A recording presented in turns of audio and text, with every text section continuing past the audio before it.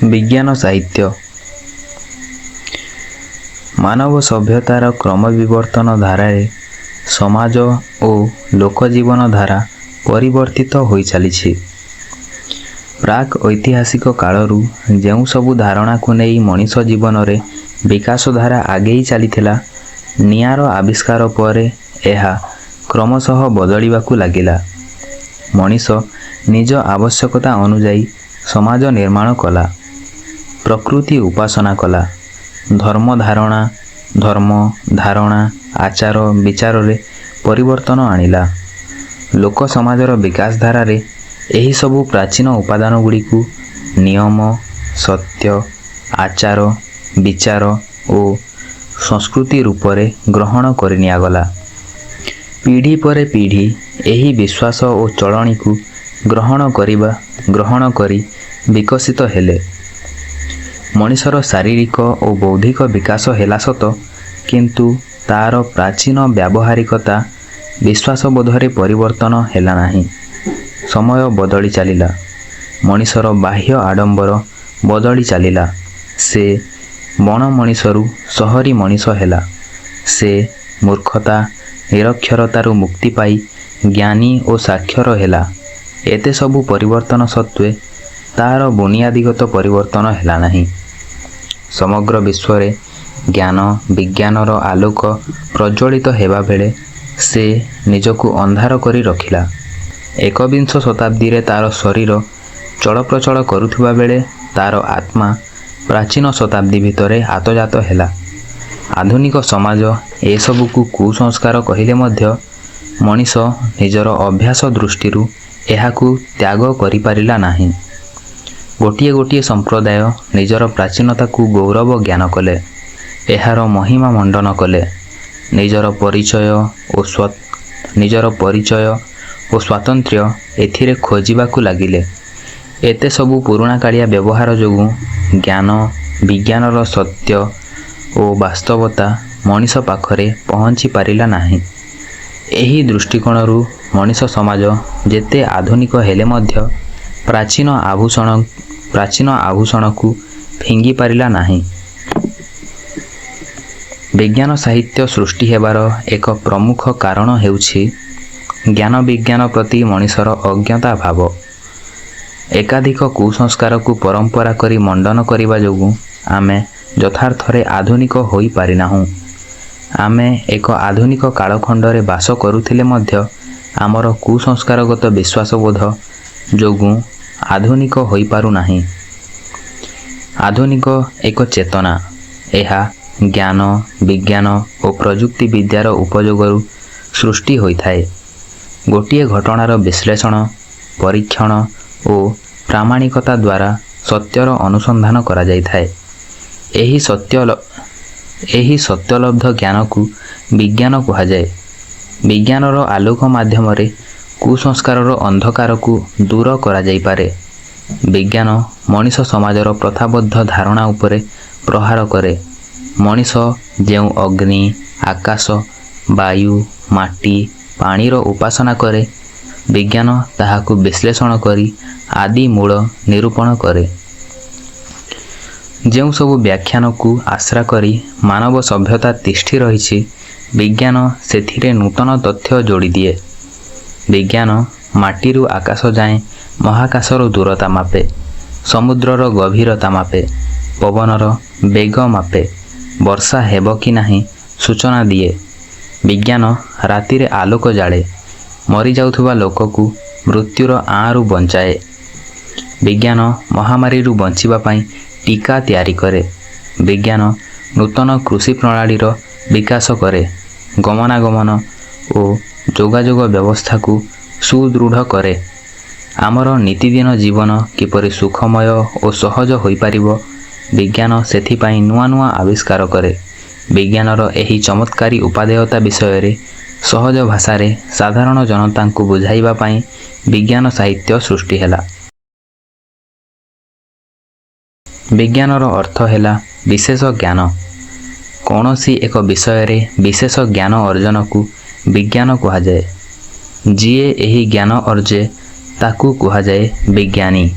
B रो अर्थ ଏଠାରେ ବିଶେଷ ଜ୍ଞା ଧାତୁ ସହ ଅନ ପ୍ରତ୍ୟୟ ଯୋଡ଼ା ହୋଇ ବିଜ୍ଞାନ ଶବ୍ଦର ସୃଷ୍ଟି ହୋଇଛି।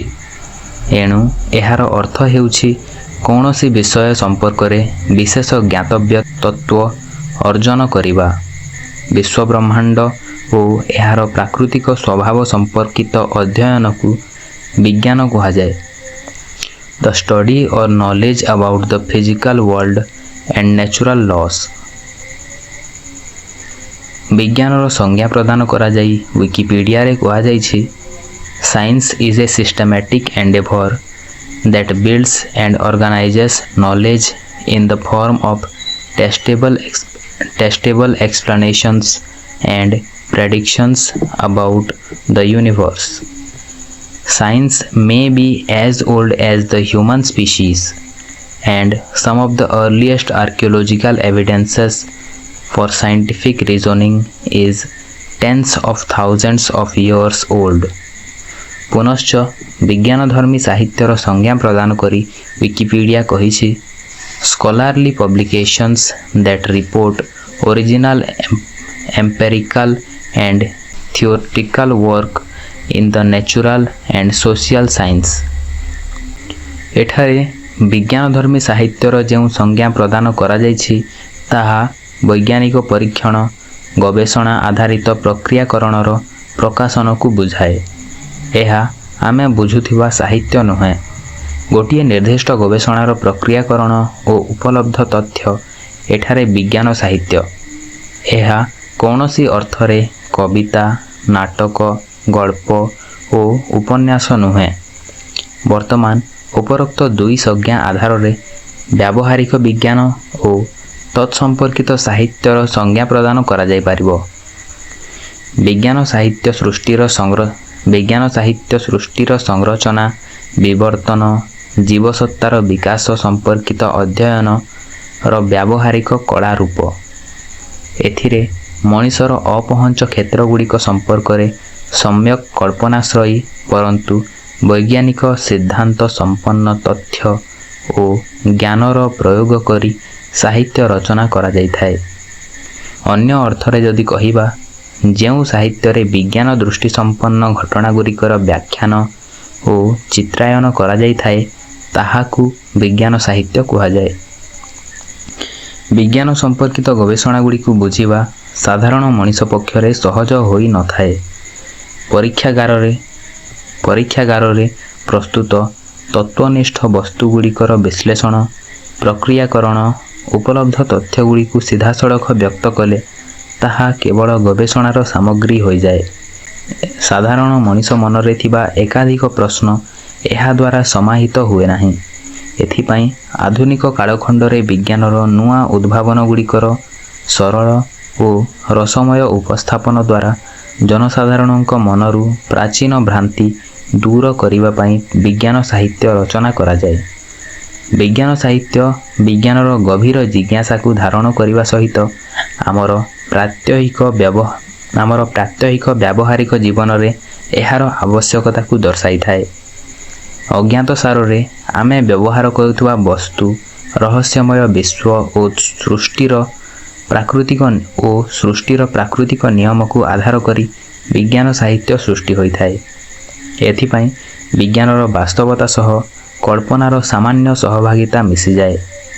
ମନୋରଞ୍ଜନ ମାଧ୍ୟମରେ ବିଶ୍ୱ ଓ ମାନବ ଜୀବନ ସମ୍ପର୍କରେ ଗଭୀର ଜ୍ଞାନର ଲଳିତ ପରିବେଷଣ ବିଜ୍ଞାନ ସାହିତ୍ୟ ମାଧ୍ୟମରେ କରାଯାଇଥାଏ। ଚିତ୍ତ ବିନୋଦନ ସହିତ ପ୍ରଜ୍ଞା ପ୍ରକ୍ଷାଳନ ବିଜ୍ଞାନ ସାହିତ୍ୟର ଲକ୍ଷ୍ୟ ଅଟେ। ବିଜ୍ଞାନ ସାହିତ୍ୟର ସ୍ୱରୂପ। ବିଜ୍ଞାନ ସାହିତ୍ୟ ନିର୍ଦ୍ଦିଷ୍ଟ ଆଭିମୁଖ୍ୟ ନେଇ ରଚନା କରାଯାଇଥାଏ। ଅନ୍ୟାନ୍ୟ ସୃଜନଶୀଳ ରଚନା ପରି ସ୍ରଷ୍ଟା ପାଖରେ ଏତେ ଅବସର ବିଜ୍ଞାନ ସାହିତ୍ୟ ରଚନା କ୍ଷେତ୍ରରେ ନଥାଏ। ଏଥିପାଇଁ ବିଜ୍ଞାନ ସାହିତ୍ୟ ରଚନା ସମସ୍ତେ କରିପାରିବେ ନାହିଁ। ନିର୍ଦ୍ଦିଷ୍ଟ ଯୋଗ୍ୟତା ସମ୍ପନ୍ନ ବା ବିଜ୍ଞାନରେ ରୁଚି ଓ ତଥ୍ୟ ରଖିଥିବା ସ୍ରଷ୍ଟା କେବଳ ବିଜ୍ଞାନ ସାହିତ୍ୟ ରଚନା କରିପାରନ୍ତି। ଏଥିପାଇଁ ନାମଧନ୍ୟ ଗବେଷକ, ବୈଜ୍ଞାନିକ, ବିଜ୍ଞାନ ଶିକ୍ଷକ ଓ ବିଜ୍ଞାନ ବିଦ୍ୟାର୍ଥୀମାନେ ଉତ୍କୃଷ୍ଟ ବିଜ୍ଞାନ ସାହିତ୍ୟ ରଚନା କରିପାରନ୍ତି। ବିଜ୍ଞାନ ସାହିତ୍ୟ ଛନ୍ଦ, ଭାଷା, ଚରିତ୍ର ଚିତ୍ରଣ ଓ କାହାଣୀ ଅପେକ୍ଷା ବୈଜ୍ଞାନିକ ସିଦ୍ଧାନ୍ତକୁ ଅଧିକ ଗୁରୁତ୍ୱ ଦେଉଥିବାରୁ ଏହି ସାହିତ୍ୟର ସ୍ୱରୂପ ଅନ୍ୟାନ୍ୟ ସାହିତ୍ୟ ସର୍ଜନାଠାରୁ ଭିନ୍ନ ହୋଇଥାଏ। ନିମ୍ନରେ ବିଜ୍ଞାନ ସାହିତ୍ୟର କେତୋଟି ଗୁରୁତ୍ୱପୂର୍ଣ୍ଣ ସ୍ୱରୂପ ସମ୍ପର୍କରେ ସୂଚନା ପ୍ରଦାନ କରାଯାଉଛି। କ. ସମ୍ପ୍ରସାରିତ ବିଷୟବସ୍ତୁ। ବିଜ୍ଞାନ ସାହିତ୍ୟର ବିଷୟବସ୍ତୁ ସୀମିତ ନୁହେଁ। ବିଜ୍ଞାନ ସାହିତ୍ୟ ବିଜ୍ଞାନର ଗବେଷଣାଲବ୍ଧ ତଥ୍ୟ ଓ ସନ୍ଧାନ ଉପରେ ନିର୍ଭର କରୁଥିବାରୁ ଏହାର ପରିସର ବ୍ୟାପକ। ଜୀବଜଗତଠାରୁ ମହାକାଶ ପର୍ଯ୍ୟନ୍ତ ବିଜ୍ଞାନ ସାହିତ୍ୟର ପରିସୀମା ବ୍ୟାପ୍ତ। ଅନ୍ତରୀକ୍ଷ ବିଜ୍ଞାନ, ଜୀବ ବିଜ୍ଞାନ, ପଦାର୍ଥ ବିଜ୍ଞାନ, ରସାୟନ ବିଜ୍ଞାନ, ଉଦ୍ଭିଦ ବିଜ୍ଞାନ ସହିତ ମହାକାଶ, ସୂର୍ଯ୍ୟ, ଚନ୍ଦ୍ର ଓ ମଙ୍ଗଳ ଗ୍ରହ ଗବେଷଣା ଆଦି ବିଜ୍ଞାନର ପରିସରଭୁକ୍ତ। ବିଜ୍ଞାନ ସାହିତ୍ୟ ଏହିସବୁ ପ୍ରଭାଗଗୁଡ଼ିକରୁ ତଥ୍ୟ ଓ ବିଷୟବସ୍ତୁ ଗ୍ରହଣ କରିଥାଏ। ଅନେକ ସମୟରେ ଆମକୁ ଏହା ରହସ୍ୟମୟ ଜଗତର କଥା ପରି ମନେହେଲେ ମଧ୍ୟ ଏହା ବିଜ୍ଞାନର ଅଧ୍ୟୟନ ପରିସରରେ ଥାଏ। ଏହି ସବୁ ପ୍ରସଙ୍ଗଗୁଡ଼ିକୁ ନେଇ ବିଜ୍ଞାନ ସାହିତ୍ୟ ସୃଷ୍ଟି ହେଉଥିବାରୁ ଏହାର ବିଷୟବସ୍ତୁ ବ୍ୟାପକ ହୋଇଥାଏ। ଖ. ତଥ୍ୟନିଷ୍ଠତା। ବିଜ୍ଞାନ ସାହିତ୍ୟ ଅନ୍ୟ ସର୍ଜନଶୀଳ ରଚନା ପରି ଆବେଗ ଓ କଳ୍ପନା ଉପରେ ନିର୍ଭର କରେ ନାହିଁ। ଏହା ଏକ ବିଜ୍ଞାନସମ୍ମତ କାର୍ଯ୍ୟ ହୋଇଥିବା ହେତୁ ଏହା ସମ୍ପୃକ୍ତ ବିଷୟ ସମ୍ପର୍କିତ ସମସ୍ତ ତଥ୍ୟ ପ୍ରଦାନ କରିଥାଏ।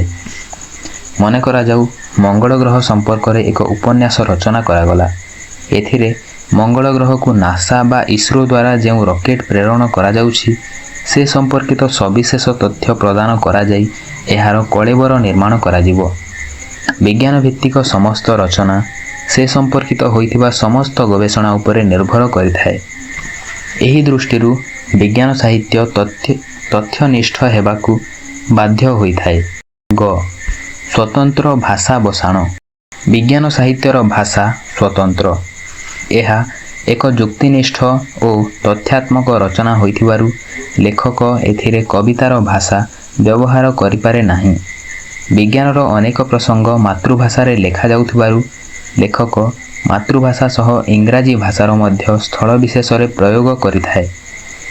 ବିଜ୍ଞାନ ସମ୍ପର୍କିତ ସମସ୍ତ ଗବେଷଣା ଇଂରାଜୀ ଭାଷାରେ ହେଉଥିବାରୁ ଏହାର କ୍ଳିଷ୍ଟ ଶବ୍ଦଗୁଡ଼ିକୁ ଅନେକ ସମୟରେ ମାତୃଭାଷାରେ ଲେଖିବା ସହଜ ହୁଏ ନାହିଁ। ଏଥିପାଇଁ ଲେଖକ ଇଂରାଜୀ ଶବ୍ଦ ସ୍ଥଳବିଶେଷରେ ବ୍ୟବହାର କରିଥାଏ। ଅନେକ ଇଂରାଜୀ ଶବ୍ଦର ନୂଆ ଅନୁବାଦ କରାଯାଇ ତାକୁ ବ୍ୟବହାର କରାଯାଉଥିବାରୁ ସାଧାରଣ ପାଠକ ପକ୍ଷରେ ଏହା ମଧ୍ୟ ବୋଧଗମ୍ୟ ହୁଏ ନାହିଁ। ନୂଆ ଅନୁବାଦ ଇଂରାଜୀ ମିଶ୍ରିତ ମାତୃଭାଷାରେ ଅଧିକାଂଶ ବିଜ୍ଞାନ ସାହିତ୍ୟ ରଚନା କରାଯାଇଥାଏ। ଘ. ନାଟକୀୟତା। ବିଜ୍ଞାନ ସାହିତ୍ୟ ଆମକୁ ସର୍ବଦା ଅଜଣା ରାଇଜ ଆଡ଼କୁ ପ୍ରେରିତ କରେ। ଯେଉଁ ସବୁ କଥା ଆମେ ଜାଣିନଥାଉ ଓ ଏସବୁ ଆମ ପାଇଁ ରହସ୍ୟ ହୋଇଥାଏ, ବିଜ୍ଞାନ ସାହିତ୍ୟ ମାଧ୍ୟମରେ ଆମେ ଏ ସମ୍ପର୍କରେ ଜ୍ଞାନ ଅର୍ଜନ କରିଥାଉ।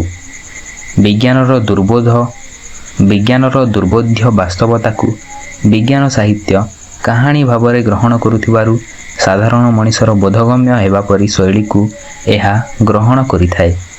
ଉପନ୍ୟାସ, ଗଳ୍ପ, ନାଟକ ଓ ଶିଶୁ ସାହିତ୍ୟ ରଚନା କଲାବେଳେ ମୁଖ୍ୟତଃ ନାଟକୀୟ ଶୈଳୀକୁ ବିଜ୍ଞାନ ସାହିତ୍ୟ ଗ୍ରହଣ କରିଥାଏ।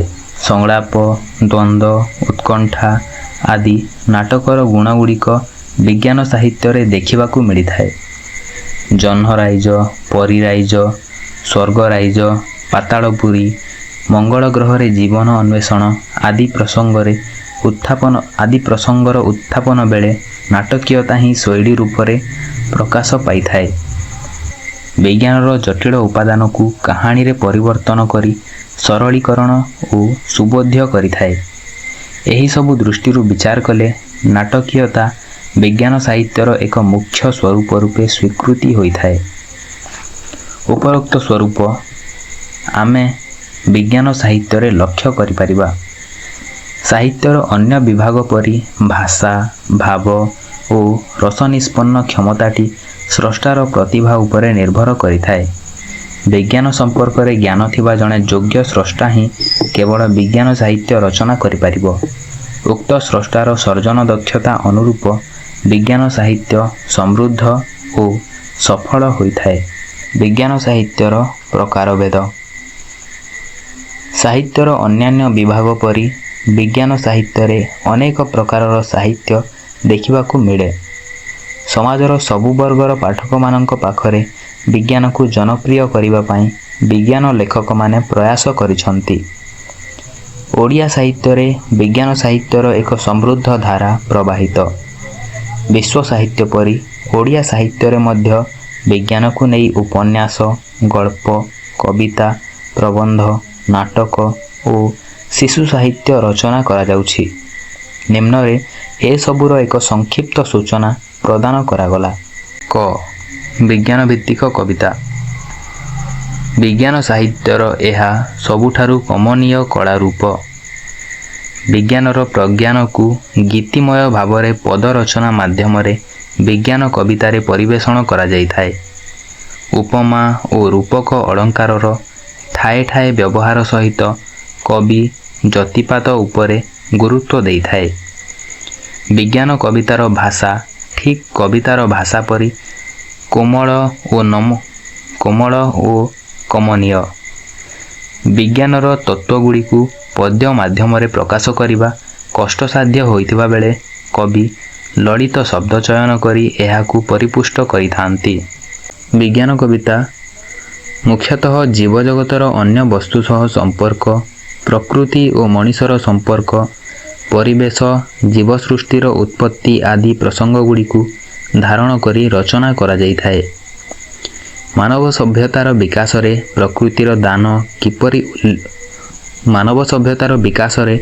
ପ୍ରକୃତିର ଦାନ କିପରି ଉଲ୍ଲେଖନୀୟ, ଏହା ବିଜ୍ଞାନ କବିତା ମାଧ୍ୟମରେ ପ୍ରକାଶ ପାଇଥାଏ। ବୃକ୍ଷ ବିଜ୍ଞାନ ସମ୍ପର୍କିତ ଗୋଟିଏ କବିତାକୁ ଏଠାରେ ଦୃଷ୍ଟାନ୍ତ ଭାବରେ ଗ୍ରହଣ କରାଯାଉ।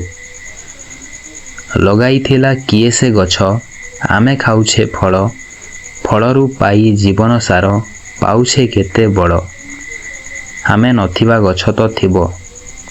ସୁଲୋଚନା ଦାସ। ବିଜ୍ଞାନ ଭିତ୍ତିକ କବିତାଗୁଡ଼ିକ ସାଧାରଣତଃ କୋମଳମତି ବିଦ୍ୟାର୍ଥୀମାନଙ୍କ ପାଇଁ ଉଦ୍ଦିଷ୍ଟ। ଛାତ୍ରଛାତ୍ରୀମାନଙ୍କ ଜ୍ଞାନ ବୃଦ୍ଧି ଓ ସଚେତନତା ଉଦ୍ଦେଶ୍ୟରେ ଏସବୁ ରଚନା କରାଯାଇଥାଏ। ଆଜିକାଲି ପରିବେଶ ସୁରକ୍ଷା, ସ୍ୱଚ୍ଛ ଭାରତ, ସ୍ୱାସ୍ଥ୍ୟ ସଚେତନତା କାର୍ଯ୍ୟକ୍ରମ, ମହାମାରୀ ସଂକ୍ରମଣରୁ ସୁରକ୍ଷା, ନିଶା ନିବାରଣ, ଏଡ୍ସ ସଚେତନତା ପରି କାର୍ଯ୍ୟକ୍ରମରେ ବିଜ୍ଞାନ ଭିତ୍ତିକ କବିତା ପରିବେଷଣ କରାଯାଉଛି।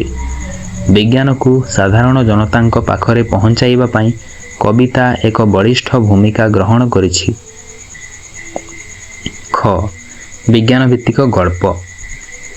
ବିଜ୍ଞାନ ଭିତ୍ତିକ ଗଳ୍ପ ସାଧାରଣ ଗଳ୍ପ ପରି ସର୍ବଗୁଣ ସମ୍ପନ୍ନ ଅଟେ। ଏଥିରେ କାହାଣୀ, ଚରିତ୍ର ଆଦି ସ୍ଥାନ ପାଇବା ସହ ଗାଳ୍ପିକ ଗଳ୍ପ ଉତ୍କଣ୍ଠା ମଧ୍ୟ ପ୍ରଦର୍ଶନ କରିଥାନ୍ତି। ବିଜ୍ଞାନ ଭିତ୍ତିକ ଗଳ୍ପ ବର୍ଣ୍ଣନାତ୍ମକ ଓ ତଥ୍ୟାତ୍ମକ ହୋଇଥିବାରୁ ଏହା ସାଧାରଣ ଗଳ୍ପଠାରୁ ଦୀର୍ଘ ହୋଇଥାଏ। ଏଥିରେ ସାମାଜିକ ପ୍ରସଙ୍ଗ ସହ ଭବିଷ୍ୟତ ସମୟର ସମ୍ଭାବନାକୁ ମଧ୍ୟ ବ୍ୟକ୍ତ କରାଯାଇଥାଏ। ବିଜ୍ଞାନର ତତ୍ତ୍ୱଗୁଡ଼ିକୁ ଗଳ୍ପ ମାଧ୍ୟମରେ ଅବତାରଣା କରାଯିବାରୁ ଏହା କାଳ୍ପନିକ ଚରିତ୍ର ଓ ଭବିଷ୍ୟତ କାଳକୁ ଧରି ରଖିଥାଏ। ଶାନ୍ତନୁ କୁମାର ଆଚାର୍ଯ୍ୟଙ୍କ ଆକାଶକୁ ସାତୋଟି ପାହାଚ, ଅମୂଲ୍ୟ କୃଷ୍ଣ ମିଶ୍ରଙ୍କର ଏବଂ ଆଶ୍ଚର୍ଯ୍ୟନଗର, ଗୋକୁଳାନନ୍ଦ ମହାପାତ୍ରଙ୍କ ଉଡ଼ନ୍ତା ଥାଳିଆ ଆଦି ଗଳ୍ପଗୁଡ଼ିକ ଏହି ପର୍ଯ୍ୟାୟର। ଗ. ବିଜ୍ଞାନ ଭିତ୍ତିକ ଉପନ୍ୟାସ। ଉପନ୍ୟାସରେ କୌଣସି ଏକ ପ୍ରସଙ୍ଗ ବର୍ଣ୍ଣନା କରିବା ପାଇଁ ବିସ୍ତୃତ ସୁଯୋଗ ଥାଏ। ବିଜ୍ଞାନ ସମ୍ପର୍କିତ ଗବେଷଣା, ଉପଲବ୍ଧ ତଥ୍ୟ ଓ ଆଗାମୀ ସମୟରେ ମାନବ ସଭ୍ୟତା ଉପରେ ଏହାର ପ୍ରଭାବ କ'ଣ ହେବ, ଏସବୁକୁ ପ୍ରସଙ୍ଗ କରି ସାହିତ୍ୟ ସର୍ଜନା କରିବା ପାଇଁ ଉପନ୍ୟାସ ଏକ ବଳିଷ୍ଠ ମାଧ୍ୟମ। କବିତା, ଗଳ୍ପ ଆଦିରେ ବିସ୍ତୃତ ଭାବରେ ଏକ ବୈଜ୍ଞାନିକ ସିଦ୍ଧାନ୍ତର ରୂପାୟନ କରାଯାଇପାରେ ନାହିଁ। ବିଜ୍ଞାନ ଉପନ୍ୟାସ ଏହି ଦୃଷ୍ଟିକୋଣରୁ ବିଜ୍ଞାନ ସାହିତ୍ୟ ରଚନାର ସର୍ବଶ୍ରେଷ୍ଠ ମାଧ୍ୟମ ରୂପେ ଗଣାହୁଏ। ମଙ୍ଗଳ ଗ୍ରହ, ଚନ୍ଦ୍ରାୟନ, ସମୁଦ୍ର ତଳେ ସହର ନିର୍ମାଣ ପ୍ରସଙ୍ଗ, ସୌରମଣ୍ଡଳର ଅବସ୍ଥିତି ଓ ଜୀବଜଗତରେ ବିବର୍ତ୍ତନ ପ୍ରକ୍ରିୟାକୁ କେନ୍ଦ୍ର କରି ଉପନ୍ୟାସ ରଚନା କରାଯାଏ। ଏପରି ବୃହତ ପ୍ରସଙ୍ଗଗୁଡ଼ିକ କବିତା, ଗଳ୍ପ ବା ପ୍ରବନ୍ଧ ଧାରଣ କରିପାରନ୍ତି ନାହିଁ। ବିଜ୍ଞାନ ଉପନ୍ୟାସ କଳ୍ପନା ଓ ଗବେଷଣା ଉପରେ ନିର୍ଭର କରି ନିର୍ମାଣ କରାଯାଏ। ବିଜ୍ଞାନ ଉପନ୍ୟାସଗୁଡ଼ିକ ମୂଳତଃ ଅନୁସନ୍ଧାନମୂଳକ ରଚନା ଅଟେ। ଯେଉଁ ସବୁ ତଥ୍ୟ ଆମ ପାଖରେ ଉପଲବ୍ଧ ନଥାଏ ସେ ସମ୍ପର୍କରେ ଏକ ଯୁକ୍ତିପୂର୍ଣ୍ଣ ବର୍ଣ୍ଣନା ବିଜ୍ଞାନ ଉପନ୍ୟାସ କରିଥାଏ। ଗୋକୁଳାନନ୍ଦ ମହାପାତ୍ରଙ୍କ ପୃଥିବୀ ବାହାରେ ମଣିଷ, ଚନ୍ଦ୍ରର ମୃତ୍ୟୁ ଉପନ୍ୟାସ ଦୁଇଟି ଏହି ପର୍ଯ୍ୟାୟର ଅଟେ। ପାଠକ ଏହି ଉପନ୍ୟାସ ଦୁଇଟି ପାଠ କଲେ ମଙ୍ଗଳ ଗ୍ରହ ଓ ଚନ୍ଦ୍ର ସମ୍ପର୍କରେ ଏକାଧିକ ତଥ୍ୟ ହାସଲ କରିପାରିବ। ବିଜ୍ଞାନ ସହିତ କଳ୍ପନାର ସଂଯୋଗରେ ଏସବୁ ଉପନ୍ୟାସର କଳେବର ସୃଷ୍ଟି ହୋଇଛି। ଘ. ବିଜ୍ଞାନ ଭିତ୍ତିକ ନାଟକ। ନାଟକ ମାଧ୍ୟମରେ ଦର୍ଶକଙ୍କ ପାଖରେ ସହଜରେ ଯେକୌଣସି ପ୍ରସଙ୍ଗ ପହଞ୍ଚିଯାଏ। ନାଟକରେ ଦୃଶ୍ୟ ଓ ଶ୍ରାବ୍ୟର ସମନ୍ୱୟ ଘଟୁଥିବାରୁ ମଞ୍ଚରେ ଅଭିନୟ ଦେଖି ଦର୍ଶକ ଏସବୁ ସତ୍ୟ ଘଟଣା ବୋଲି ସହଜରେ ଅନୁମାନ କରିନିଏ। ବିଜ୍ଞାନ ଗବେଷଣାର ଜଟିଳ ତତ୍ତ୍ୱଗୁଡ଼ିକୁ ଲେଖକ ସଂଳାପ ଓ ଅଭିନୟ ମାଧ୍ୟମରେ ସହଜରେ ଅବତାରଣା କରିଦିଏ। ଏଥିରେ ଦ୍ୱନ୍ଦ୍ୱ, ଉତ୍କଣ୍ଠା ଓ ଆକସ୍ମିକତା ଆଦି ଭରି ରହିଥାଏ। ନାୟକ, ନାୟିକା, ପାର୍ଶ୍ୱ ଚରିତ୍ର ସହିତ ପ୍ରତିନାୟକର ମଧ୍ୟ ଅବତାରଣା କରାଯାଏ। ମହାମାରୀ, ପ୍ରାକୃତିକ ବିପର୍ଯ୍ୟୟ, ମହାକାଳ ଆଦିକୁ ପ୍ରତିନାୟକ ଭାବରେ ନାଟକରେ ପ୍ରଦର୍ଶନ କରାଯାଇ ଏଥିରୁ ବଞ୍ଚିବାର ଉପାୟ ନାଟକରେ ପ୍ରଦର୍ଶିତ ହୁଏ। ଏହି ଉପାୟ ହିଁ ବିଜ୍ଞାନ ଗବେଷଣାର ନିଷ୍କର୍ଷ। ବିଜ୍ଞାନ ଭିତ୍ତିକ ନାଟକଗୁଡ଼ିକ ବୈଜ୍ଞାନିକ ସତ୍ୟ ଓ ସିଦ୍ଧାନ୍ତର ପ୍ରୟୋଗ ପାଇଁ ଏକ ନାଟକୀୟ ପୃଷ୍ଠଭୂମିର ଅବତାରଣା କରି ଶେଷରେ ଗବେଷଣାଲବ୍ଧ ନିଷ୍କର୍ଷଟି ବାର୍ତ୍ତା ଭାବରେ ସମାଜକୁ ପ୍ରେରଣ କରିଥାନ୍ତି। ନାଟ୍ୟକାର ଶୈଳେଶ୍ୱର ନନ୍ଦଙ୍କ କାଲିର ପୃଥିବୀ ଓ ଆମେ, ବନବିହାରୀ ପଟ୍ଟନାୟକଙ୍କ ଛତ୍ରଭଙ୍ଗ ଆଦି ସଫଳ ବିଜ୍ଞାନଭିତ୍ତିକ ନାଟକର ମର୍ଯ୍ୟାଦା ପାଇଛି। ବିଜ୍ଞାନ ଭିତ୍ତିକ ପ୍ରବନ୍ଧ। ପ୍ରବନ୍ଧ ଏକ ଯୁକ୍ତିନିଷ୍ଠ ପରିପକ୍ୱ ଗଦ୍ୟ ରଚନା ଅଟେ। ଏଥିରେ ଉତ୍କୃଷ୍ଟ ଗଦ୍ୟ ବନ୍ଧ ସହ ସୁଚିନ୍ତିତ ପ୍ରସଙ୍ଗଗୁଡ଼ିକର ଅବତାରଣା କରାଯାଇଥାଏ।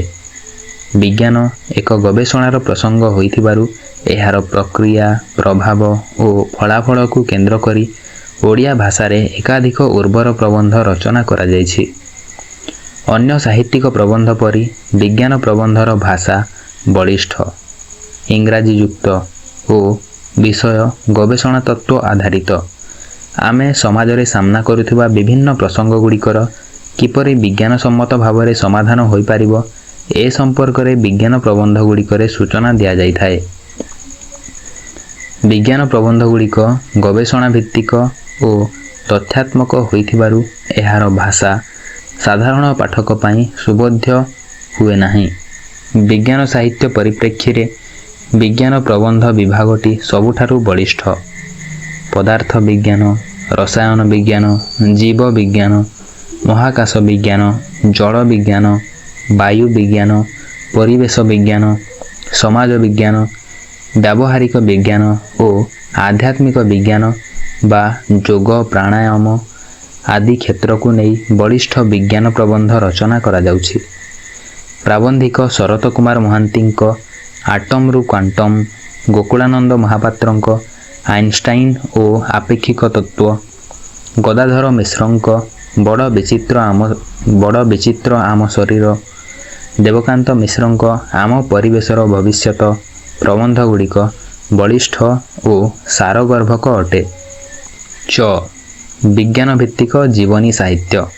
ବୈଜ୍ଞାନିକ ନିଜର ଗବେଷଣା ଓ ଆବିଷ୍କାର ନେଇ ସମାଜରେ ଲୋକପ୍ରିୟ ହୋଇଥାନ୍ତି। ସେମାନଙ୍କ ଜନ୍ମ, ଜୀବନ ଓ ଗବେଷଣା ପ୍ରକ୍ରିୟା ସମ୍ପର୍କରେ ଜାଣିବା ପାଇଁ ସାଧାରଣରେ ସେମାନଙ୍କ ଜନ୍ମ, ଜୀବନ ଓ ଗବେଷଣା ପ୍ରକ୍ରିୟା ସମ୍ପର୍କରେ ଜାଣିବା ପାଇଁ ସାଧାରଣରେ ଉତ୍ସୁକତା ପ୍ରକାଶ ପାଇଥାଏ। ବିଜ୍ଞାନର ଆବିଷ୍କାରଗୁଡ଼ିକ କୌଣସି ଗୋଟିଏ ଦେଶ, ଜାତି ବା ଭୂଗୋଳ ଭିତରେ ବନ୍ଦୀ ହୋଇ ରହେ ନାହିଁ। କାଳ କାଳ ପାଇଁ ଏହା ମାନବ ସଭ୍ୟତାର କଲ୍ୟାଣ କରୁଥାଏ। ଏଥିପାଇଁ ବୈଜ୍ଞାନିକମାନଙ୍କର ଜୀବନୀ ଅଧ୍ୟୟନ ପାଇଁ ଆଗ୍ରହ ପ୍ରକାଶ ପାଇଥାଏ। ବିଜ୍ଞାନ ଭିତ୍ତିକ ଜୀବନୀ ସାହିତ୍ୟ ସାଧାରଣ ଜୀବନୀ ସାହିତ୍ୟଠାରୁ ଭିନ୍ନ ନୁହେଁ। ଏହାର ରଚନା ବିନ୍ୟାସ ଓ ଅନ୍ୟାନ୍ୟ ଅନୁଷଙ୍ଗଗୁଡ଼ିକ ସମାନ ହୋଇଥିବା ବେଳେ ବିଜ୍ଞାନ ଭିତ୍ତିକ ଜୀବନୀ ସାହିତ୍ୟରେ ଜୀବନୀକାରର ଗବେଷଣା ଓ କଠିନ ପରିଶ୍ରମ ଉପରେ ଅଧିକ ଧ୍ୟାନ ଦିଆଯାଇଥାଏ। ସମ୍ପୃକ୍ତ ବୈଜ୍ଞାନିକଙ୍କ ଗବେଷଣା ଦ୍ୱାରା ମାନବ ସମାଜର କିପରି ଉପକାର ହୋଇଛି ଏହା ଦର୍ଶାଯାଇଥାଏ। ଗବେଷଣା କାଳର ସ୍ମରଣୀୟ ପ୍ରସଙ୍ଗଗୁଡ଼ିକୁ ମଧ୍ୟ ଯୋଡ଼ି ଦିଆଯାଏ। ଏସବୁ ଦୃଷ୍ଟିକୋଣରୁ ବିଜ୍ଞାନ ଭିତ୍ତିକ ଜୀବନୀ ସାହିତ୍ୟ ତଥ୍ୟନିଷ୍ଠ ଓ ପ୍ରତ୍ୟକ୍ଷ ଅନୁଭୂତି ସମ୍ପନ୍ନ ହୋଇଥାଏ। ଓଡ଼ିଆ ସାହିତ୍ୟକୁ ବିଜ୍ଞାନ ଭିତ୍ତିକ ଜୀବନୀ ସାହିତ୍ୟ ସମୃଦ୍ଧ କରିଆସୁଛି। ପ୍ରଫେସର ଦେବକାନ୍ତ ମିଶ୍ରଙ୍କ ବୈଜ୍ଞାନିକ ଜୀବନୀ ପ୍ରଥମ ଓ ଦ୍ୱିତୀୟ ଭାଗ, ଆମର ବୈଜ୍ଞାନିକ ଗ୍ରନ୍ଥମାଳା ଭାଗ 1, 2 ଏବଂ 3, ପ୍ରାଣକୃଷ୍ଣ ପରିଜା, ମାଇକେଲ ଫାରାଡେ, ହୋମି ଜାହାଙ୍ଗୀର ଭାବା ଆଦି ଜୀବନୀ ଗ୍ରନ୍ଥଗୁଡ଼ିକ ଜୀବନୀ ସାହିତ୍ୟ ଦୃଷ୍ଟିରୁ ଗୁରୁତ୍ୱପୂର୍ଣ୍ଣ ଗ୍ରନ୍ଥ ଅଟେ। ଯମେଶ୍ୱର ତ୍ରିପାଠୀଙ୍କ ବିଜ୍ଞାନ ପ୍ରତିଭା, ଶରତ କୁମାର ମହାନ୍ତିଙ୍କ ମହାନ ଭାରତୀୟ ବିଜ୍ଞାନୀ ଆଦି ଗ୍ରନ୍ଥଗୁଡ଼ିକ ବିଜ୍ଞାନ ଭିତ୍ତିକ ଜୀବନୀ ସାହିତ୍ୟ ଦୃଷ୍ଟିରୁ ଗୁରୁତ୍ୱପୂର୍ଣ୍ଣ ଅଟେ। 6. ବିଜ୍ଞାନ ଭିତ୍ତିକ ଶିଶୁ ସାହିତ୍ୟ। ଶିଶୁମାନଙ୍କ କୋମଳ ମନରେ ବିଜ୍ଞାନ ପ୍ରତି ଆକର୍ଷଣ ଓ କୌତୂହଳ ସୃଷ୍ଟି କରିବା ବିଜ୍ଞାନ ଭିତ୍ତିକ ଶିଶୁ ସାହିତ୍ୟର ଉଦ୍ଦେଶ୍ୟ। ଯେଉଁ ବିଜ୍ଞାନ ସାହିତ୍ୟ ପରିପକ୍ୱ ଓ ବୟସ୍କମାନଙ୍କ ପାଇଁ ଲେଖାଯାଏ ତାହାକୁ ଶିଶୁମାନେ ବୁଝିପାରନ୍ତି ନାହିଁ। ଏଥିପାଇଁ ଶିଶୁ ସାହିତ୍ୟର ଭାଷା, ଭାବ ଓ ରଚନା ଶୈଳୀ ଅବଲମ୍ବନରେ ବିଜ୍ଞାନ ଭିତ୍ତିକ ଶିଶୁ ସାହିତ୍ୟ ସୃଷ୍ଟି କରାଯାଏ। ବିଜ୍ଞାନ ଭିତ୍ତିକ ଶିଶୁ ସାହିତ୍ୟ ବିଭିନ୍ନ ଭାଗରେ ବିଭକ୍ତ। ଶିଶୁ ଗଳ୍ପ, ଶିଶୁ ଉପନ୍ୟାସ, ଶିଶୁ ପ୍ରବନ୍ଧଗୁଡ଼ିକ ବିଜ୍ଞାନ ଭିତ୍ତିକ ଶିଶୁ ସାହିତ୍ୟକୁ ସମୃଦ୍ଧ କରି ଚାଲିଛନ୍ତି। ଓଡ଼ିଆ ବିଜ୍ଞାନ ସାହିତ୍ୟ। ବିଜ୍ଞାନ ଭିତ୍ତିକ ସାହିତ୍ୟକୁ ଜନପ୍ରିୟ କରିବାରେ ବିଜ୍ଞାନ ପ୍ରଚାର ସମିତି ଗୁରୁତ୍ୱପୂର୍ଣ୍ଣ ଭୂମିକା ଗ୍ରହଣ କରିଛି। ବିଜ୍ଞାନ ସମ୍ପର୍କିତ ଗବେଷଣା, ସମ୍ପାନ, ପତ୍ରିକା ପ୍ରକାଶନ ଓ ପୁସ୍ତକ ପ୍ରକାଶନ ଦ୍ୱାରା ବିଜ୍ଞାନ ସାହିତ୍ୟ ରଚନା ପାଇଁ ଭିତ୍ତିଭୂମି ସୃଷ୍ଟି ହୋଇପାରିଛି। ଆମର ସ୍ୱାସ୍ଥ୍ୟ, ଆଜିର ବିଜ୍ଞାନ, ବିଜ୍ଞାନ ମଧୁପ, ବିଜ୍ଞାନ ତରଙ୍ଗ, ବିଜ୍ଞାନାଲୋକ, ବିଜ୍ଞାନ ଦିଗନ୍ତ ଆଦି ପତ୍ରିକାଗୁଡ଼ିକ ବିଜ୍ଞାନ ସାହିତ୍ୟ ସୃଷ୍ଟି ପାଇଁ ସହାୟକ ହୋଇଛନ୍ତି। ବର୍ତ୍ତମାନ ମଣିଷ ସମାଜ ନିଜର ସ୍ୱାସ୍ଥ୍ୟ ଓ ପରିବେଶ ସମ୍ପର୍କରେ ସଚେତନ ହେବା ଆରମ୍ଭ କରିଥିବାରୁ ବିଜ୍ଞାନ ଭିତ୍ତିକ ସାହିତ୍ୟ ରଚନା ପାଇଁ ଭିତ୍ତିଭୂମି ସୃଷ୍ଟି ହୋଇପାରିଛି। ସ୍ୱାଧୀନତା ପରବର୍ତ୍ତୀ ସମୟରେ ବିଜ୍ଞାନ ସାହିତ୍ୟ ରଚନା କରିବା ପାଇଁ ଓଡ଼ିଶାରେ ଆଗ୍ରହ ସୃଷ୍ଟି ହୋଇଛି। ସ୍ୱାସ୍ଥ୍ୟ ଓ କୃଷି ସମ୍ପର୍କିତ ସଚେତନତା ଓ ଜ୍ଞାନର ବିକାଶ ପାଇଁ ପାରମ୍ପରିକ ପର୍ଯ୍ୟାୟରେ ବିଜ୍ଞାନ ଭିତ୍ତିକ ସାହିତ୍ୟରେ ଉଦ୍ୟମ କରାଯାଇଛି। ପରବର୍ତ୍ତୀ ପର୍ଯ୍ୟାୟରେ ପୃଥିବୀ, ସୌରମଣ୍ଡଳ, ଚନ୍ଦ୍ର ଅଭିଯାନ, ମଙ୍ଗଳ ଗ୍ରହ ସମ୍ପର୍କରେ ଅଧିକ ଗବେଷଣା ହେବା ଯୋଗୁଁ ବିଜ୍ଞାନ ସାହିତ୍ୟର ପରିସର ବୃଦ୍ଧି ପାଇଛି। ଓଡ଼ିଆ ବିଜ୍ଞାନ ସାହିତ୍ୟ ଆଜି ଅନ୍ୟାନ୍ୟ ସାହିତ୍ୟ ପରି ବହୁ ପାଠକୀୟତା ଅର୍ଜନ କରିବା ସହ ଓଡ଼ିଆ ସାହିତ୍ୟକୁ ସମୃଦ୍ଧ କରିଚାଲିଛି।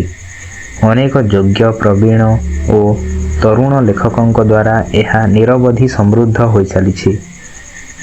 ନିମ୍ନରେ କେତେଜଣ ଗୁରୁତ୍ୱପୂର୍ଣ୍ଣ ବିଜ୍ଞାନ ଲେଖକଙ୍କ କୃତି ସମ୍ପର୍କରେ ସୂଚନା ପ୍ରଦାନ କରାଯାଉଛି। ବନବିହାରୀ ପଟ୍ଟନାୟକ, ବିସୂଚିକା, ଶିଶୁ ସ୍ୱାସ୍ଥ୍ୟ, ବୀଜାଣୁ ଏବଂ ବସନ୍ତ। ଡାକ୍ତର ବିକ୍ରମ ଦାସ, ପାଣିର ସଂସାର, ମଗଜ ବଳରେ ମଣିଷର ରାଜା ଶରୀର ବିଜ୍ଞାନ, ଅନ୍ଧାରକଣା, ବସନ୍ତ କୁମାର ବେହୁରା, ଡାଇନୋସର, ବନ୍ୟପ୍ରାଣୀ ଏବଂ ଓଡ଼ିଶାର ବେଙ୍ଗ। ପ୍ରଫେସର ଗୋକୁଳାନନ୍ଦ ମହାପାତ୍ର, ଉଡ଼ନ୍ତା ଥାଳିଆ ଓ ଏହାର ରହସ୍ୟ, ପରମାଣୁ ମାରଣାସ୍ତ୍ର, କାଚର କୁହୁକ, ପୃଥିବୀ ବାହାରେ ମଣିଷ, କୃତ୍ରିମ ଉପଗ୍ରହ, ସୁନାର ଓଡ଼ିଶା, ଚନ୍ଦ୍ରର ମୃତ୍ୟୁ, ଉଡ଼ନ୍ତା ଥାଳିଆ, ପୃଥିବୀର ସପ୍ତାଶ୍ଚର୍ଯ୍ୟ, ବିଦ୍ୟାଧର ପାଢ଼ୀ, ମହୁମହଲ, ବନସ୍ପତି ନାମ ସଂଗ୍ରହ, ଗଦାଧର ମିଶ୍ର, ବିଜ୍ଞାନ ରହସ୍ୟ, ବିଜ୍ଞାନ ମଞ୍ଜୁଷା, ସମୁଦ୍ରର ବିଚିତ୍ର ପ୍ରାଣୀ। ପ୍ରଫେସର କୁଳମଣି ସାମଲ, ମହାଶୂନ୍ୟରେ ମନୁଷ୍ୟ, ଗ୍ରହରୁ ଗ୍ରହାନ୍ତର ଯାତ୍ରା। ଉମେଶ ଚନ୍ଦ୍ର ପରିଡ଼ା, ଲିପିର କମ୍ପ୍ୟୁଟର ଶିକ୍ଷା, ମଣିଷ ଉଡ଼ି ଶିଖିଲା, ପରିବେଶ ପ୍ରଦୂଷଣ, ଆମ ପୃଥିବୀ। ଶୈଳେଶ୍ୱର ନନ୍ଦ, ଆମ ସେବାରେ ବିଜ୍ଞାନ, ବିଜ୍ଞାନର ଜୟଯାତ୍ରା।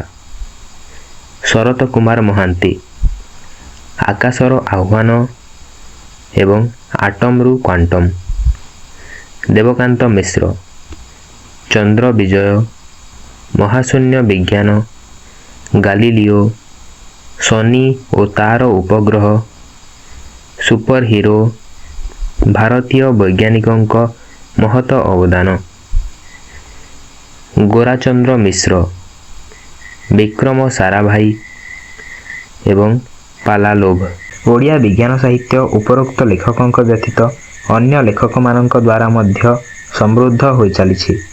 ସମ୍ପ୍ରତି ବୈଜ୍ଞାନିକ ପ୍ରବନ୍ଧ ଓ ଶିଶୁ ବିଜ୍ଞାନ ଅପେକ୍ଷା ନାଟକ ଓ ଉପନ୍ୟାସ ଅଧିକ ଲେଖାଯାଉଛି। ଆଗାମୀ ସମୟ ବିଶ୍ୱରେ ବିଜ୍ଞାନ ଓ ପ୍ରଯୁକ୍ତି ବିଦ୍ୟାର ହୋଇଥିବାରୁ ବିଜ୍ଞାନଭିତ୍ତିକ ସାହିତ୍ୟର ଆବଶ୍ୟକତା ଅଧିକ ରହିଛି।